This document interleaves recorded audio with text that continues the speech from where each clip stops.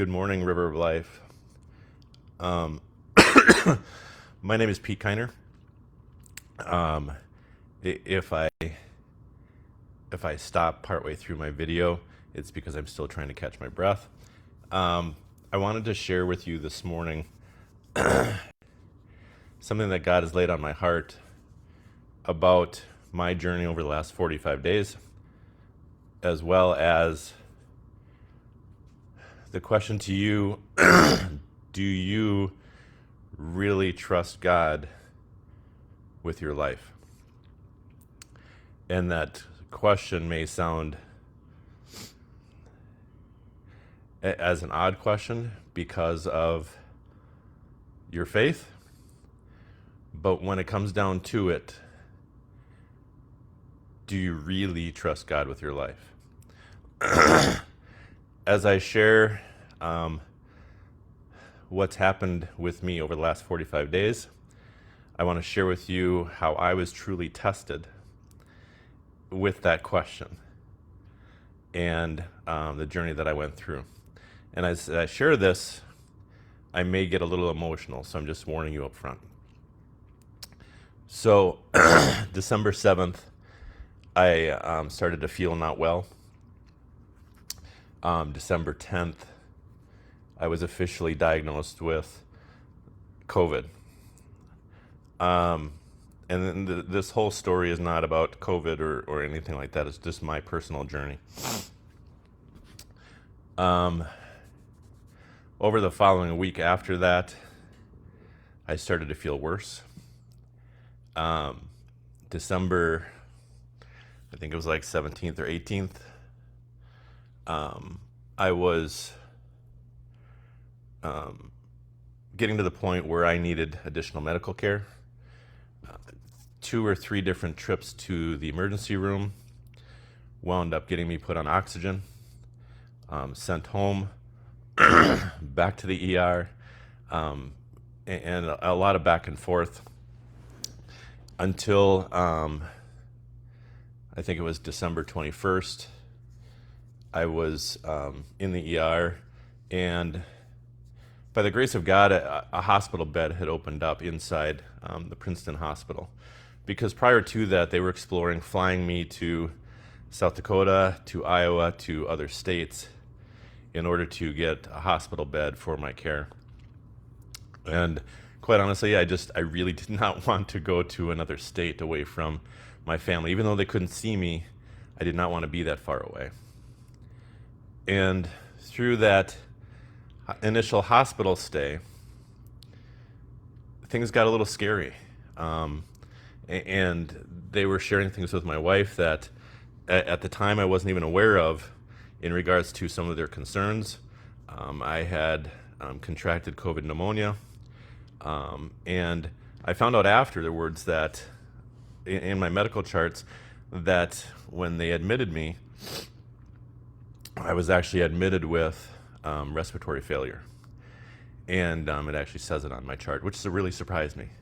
And so the first couple days when I was in the hospital, laying there feeling sorry for myself, I got scared to the point that the doctors had to give me a pill for anxiety. And my wife, bless her heart, she really challenged me with the fact of, are you trusting God with this? Because you just need to relax and get healthy and quit trying to control things. And it really made me question my anxiety in regards to the situation. And for me, I knew that I had so many people praying for me. I mean, it was just, it's crazy to even think about. I was totally covered in prayer. God had me. And I had a hard time truly trusting my life with God.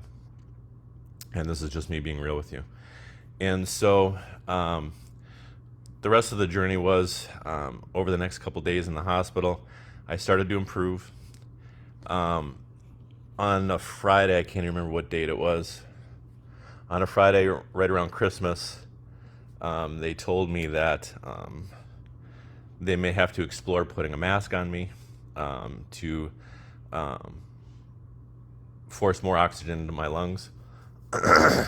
And I just, throughout that weekend, I started to really release, not all, but a lot of my anxiety in regards to the situation to God. By that Sunday, they told me that I had significantly improved. They actually took me off of oxygen. And by that next Monday morning, again, can't even remember the date, it was the end of the month.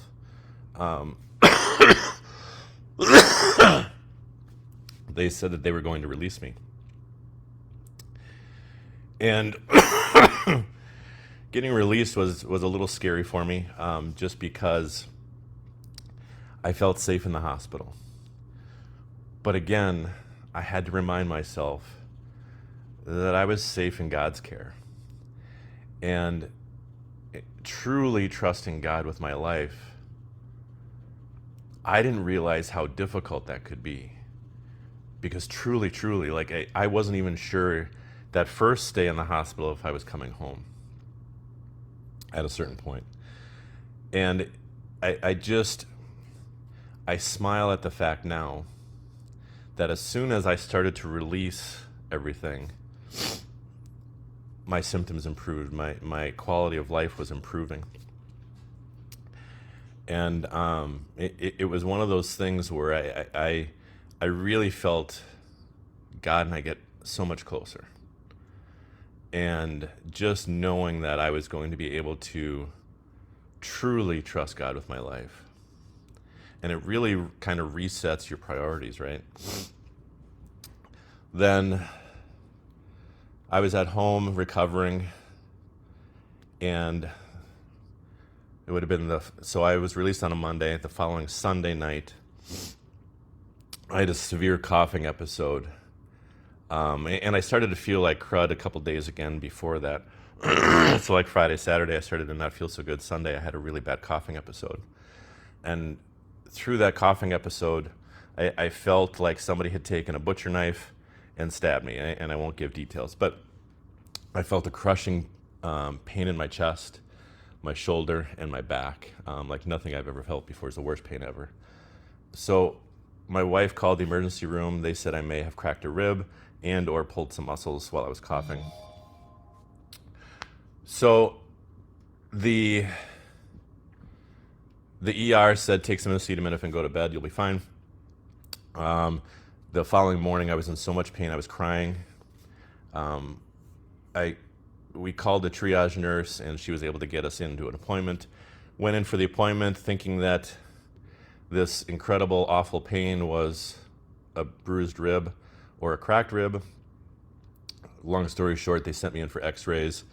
And here's where my faith was really tested again. The x-ray tech comes out, and she said, we're going to have you just wait here for a few minutes, and who came with you today? And I said, my wife. And she said, well, what's her name? I said, Kelly. And she said, where's she sitting? I said, well, out there in the lobby. She said, well, I'm going to go get her and have her come back here with you. And initially, when they ask you that, first off, they said that we could go home after the x-rays. Now they're telling me that I have to stay. And they want to know where my wife is, and they're going to bring her back to me. And so Kelly comes back, and the x-ray tech says something to the effect of, we're going to have the doctors come talk to you. And so my wife and I both kind of looked at each other, and my wife questioned, is there something wrong? And the nurse said again, we're just going to have you wait here for a little bit, and the doctors will be out here in a second. And some of my details may be off, but I was starting to go into panic mode. And this is where my faith was really tested again. The doctors came out, and long story short, my lung had collapsed the night before. And legit, it was life-threatening. And they had to, they said that they had a bed waiting for me in the ER, and I was going to be taken there, and they were going to have to put a chest tube in order to reinflate my lung. So that crushing pain the night before was actually a collapsed lung. And again, my faith was truly tested. Not my faith, my trust in God with my life was truly being tested at this point again. And I immediately started crying because of fear. Had never felt pain like I was feeling. But then number two, the whole idea and the concept of my lung had collapsed was truly fearful for me. And keep in mind, prior to this, I'm not on medications. I have a few pounds that I could lose. Well, I've already lost them now. But I didn't have any pre-existing conditions in order to really have me feel like I got hit by a truck like I had. And so all of this was such a shock for me. And so going into the ER, again, I was crying for fear. And I can truly say that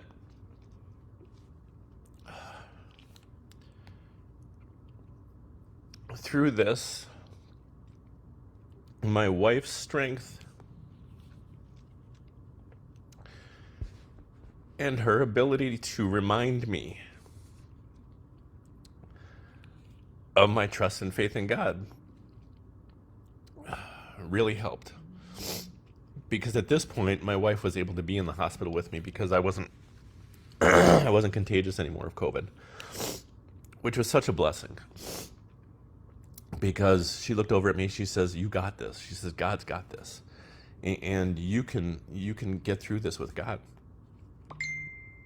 And I could tell that she was equally scared. But her reminding me of where my trust needed to be was what I really needed at that time. Because my faith is strong. It just was scary. And that's where I challenge you with the question of, do you really trust God with your life? Because I was challenged twice over the last 45 days where I didn't know what the outcome was going to be. I didn't know if I was coming home. I had never experienced anything like a collapsed lung. I mean, I was in public safety for 15 years, and I had seen other people go through it. But having myself go through it and just not knowing what the outcome was going to be.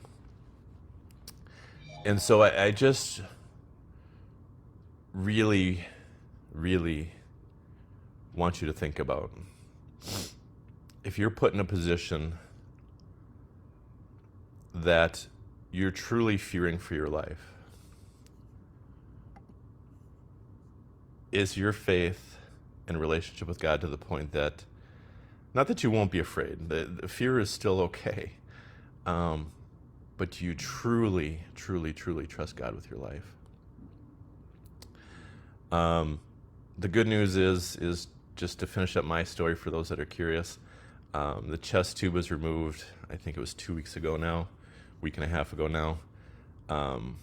I drove for the first time yesterday. It's strange relearning how to, not relearning, getting the physical strength to be able to do things again. And still feeling like I got hit by a truck because I'm bruised, I'm sore, but my body is healing. And one other thing I want to share with you is the human body can only be described with its functions as created by God. I mean, I have no other explanation for what my body has gone through and what many of you have gone through with ailments. Like, there's so many people that have gone through way worse than I'm going through. I'm just sharing with you my personal journey. But what I've seen my body heal from and still healing from, only way I can describe it is by God.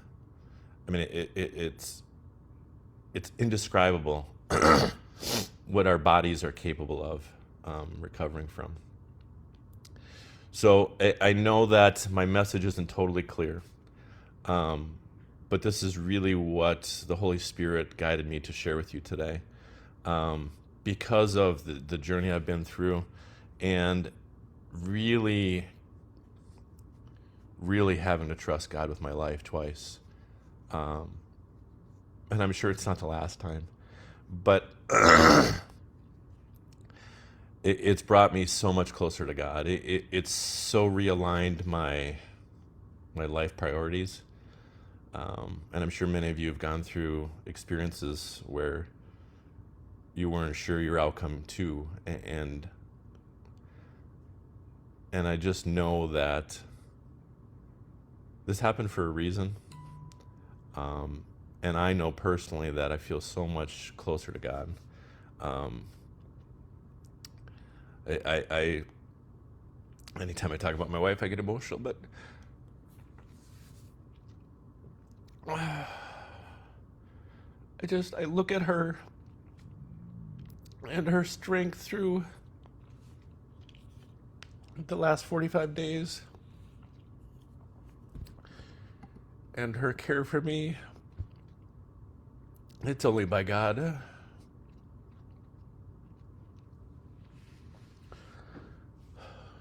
It's only by God.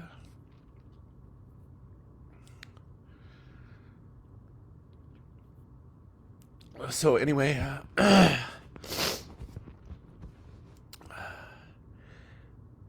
hope this rambled message means something to you. Hopefully my challenge to truly trust God with your life helps you for whatever you're going through. Because I'm a control freak, and I learned I cannot control my life. God can, and He knows what's best, and He can fix most things. So that's my challenge for you. Thank you to those that have prayed for me, those that messaged me. It's a life-changing journey, and it'll change me forever. So thanks, everybody. Have a great day. Yeah, that's it.